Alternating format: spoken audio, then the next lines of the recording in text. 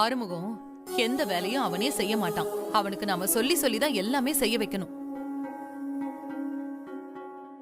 அத்தை, ஹாஸ்பிட்டல்ல இருந்து டாக்டர் கால் பண்ணி உங்களை செக்கப்க்கு அழைச்சிட்டு வர சொன்னாங்க. செக்கப்புக்கா? எதுக்குமா?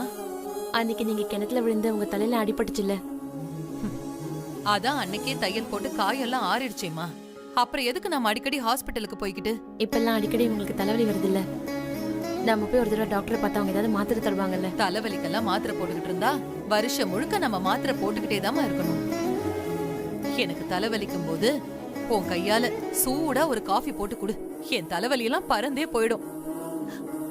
இந்த ஆஸ்பத்திரி, ஊசி, மருந்து, மாத்திரை இது எதுவுமே எனக்கு பிடிக்காதுமா. அதனாலதான் உடம்பு சரியில்லைன்னா கூட நான் சிவா கிட்ட கூட சொல்ல மாட்டேன்.